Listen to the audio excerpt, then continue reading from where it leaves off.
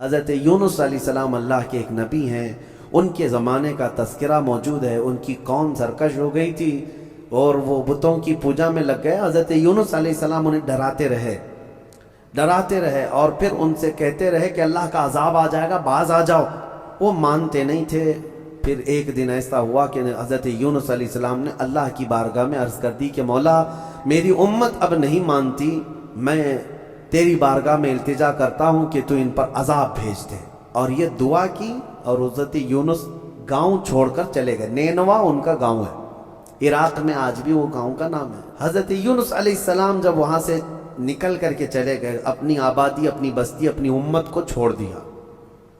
پھر جو امت ہے حضرت یونس علیہ السلام کی، انہوں نے دیکھا بڑے بوڑھے لوگ سب جمع ہوئے اور کہا کہ دیکھو حضرت یونس ہمیں ڈراتے رہے، بعض ہم نہیں آ سکے، وہ خدا کی طرف بلاتے رہے، لیکن وہ ہمیں عذاب کی دھمکی دے کر گئے۔ دیکھ لو آج یونس علیہ السلام گھر پہ ہیں یا نہیں ہیں، اگر وہ نہیں ہے تو اس کا مطلب عذاب آ سکتا ہے۔ تو لوگوں نے جا کر کے دیکھا حضرت یونس علیہ السلام نہیں تھے، تو وہ سب کے سب ڈرے اور سب میدانوں میں آنے لگے۔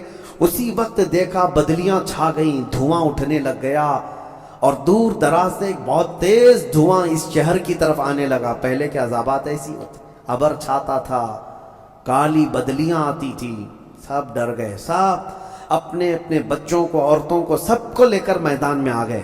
یہ پہلی قوم ہے جس کا ذکر قرآن میں آیا ہے۔ پہلے کی قومیں جو ہے عذاب آ جانے کے وقت اگر وہ توبہ کرتی، ایمان لاتی تو ان کا معاملہ الگ ہے۔ موت کے وقت جو توبہ کر رہا ہے اس کی توبہ قبول نہیں، یعنی فرشتوں کو دیکھ کر یا آخری خرخرے کے وقت نہیں توبہ قبول ہے۔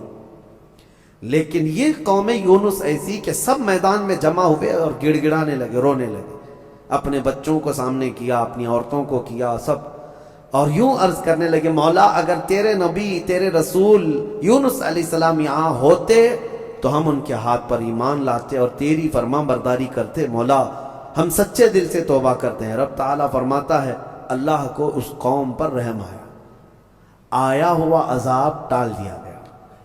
عذاب پورا آ چکا تھا، اللہ نے روک دیا کہ یہ عذاب واپس چلا جائے۔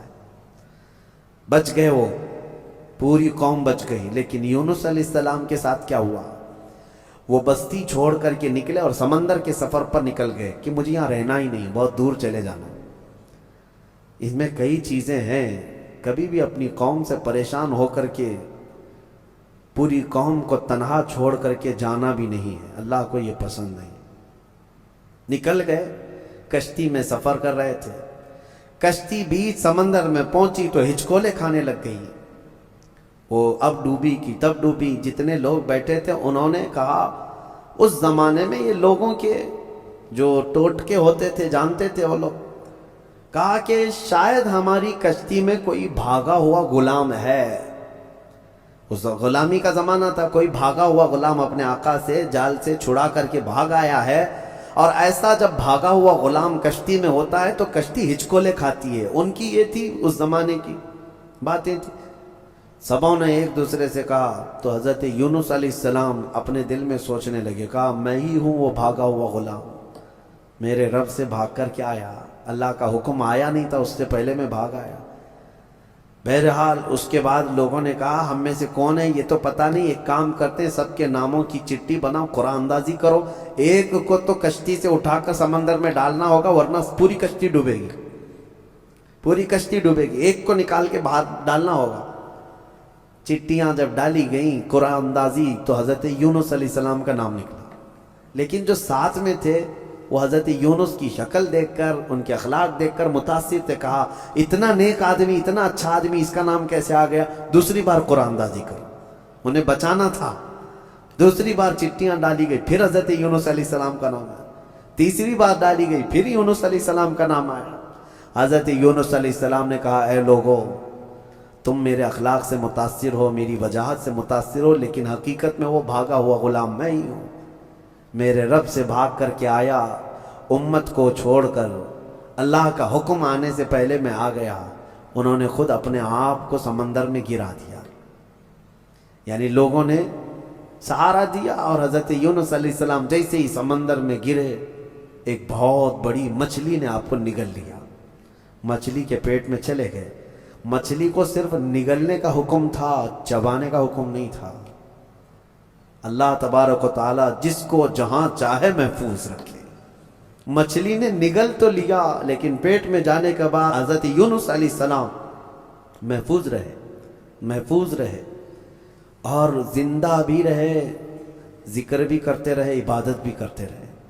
لیکن ایک بہت اندھیری تھی، یونس علیہ السلام اندر گئے، اتنا اندھیرا تھا جس میں قرآن میں کہا گیا فنادا فی الظلمات، اندھیریوں میں انہوں نے پکارا تھا۔ وہ مشہور کلمہ ہے حضرت یونس کا جو اللہ کو پسند آیا تھا۔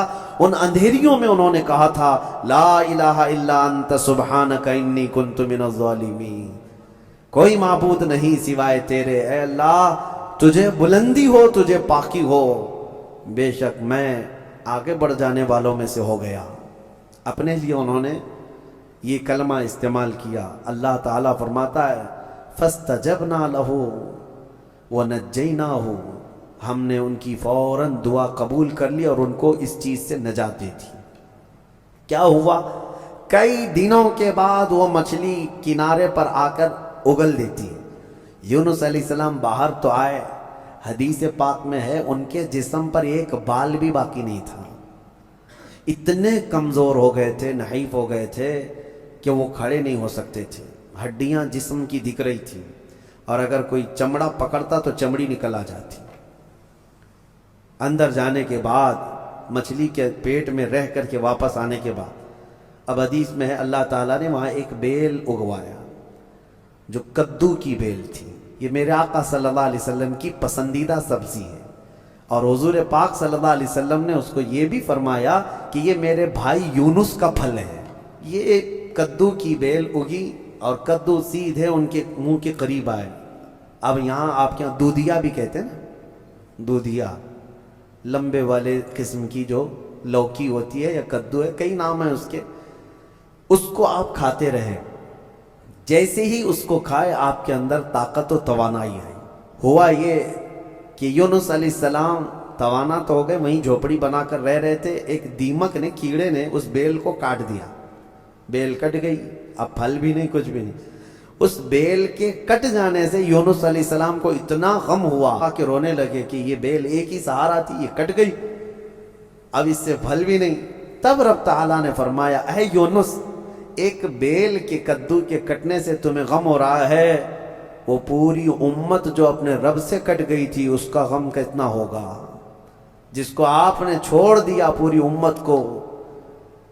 یقیناً اللہ تبارک و تعالیٰ اپنے نبیوں کو بھی اس طرح کے پیغامات دیتا۔ پھر یونس علیہ السلام فوراً اپنے گاؤں واپس آئے، تو جیسے ہی آپ اپنے شہر نینوا پہنچے، پورے جتنے لوگ تھے، بوڑھے بچے جوان، دیکھتے ہیں یونس علیہ السلام کو، سب ٹوٹ پڑتے ہیں، سب آ جاتے ہیں، محبتوں کے ساتھ ان کا استقبال ایسا ہوا کہ حضرت یونس علیہ السلام اتنے خوش ہوئے، یہی وہ قوم ہے جس کو میں عذاب سے ڈراتا رہا لیکن یہ باز نہیں آتی تھی، لیکن آج یہی قوم ہے کہ ہر کوئی جھک گیا، اور وہ قوم یونس سب سے زیادہ ایمان والی قوم ہو گئی اور اپنے نبی کی فرمان بردار ہوئی۔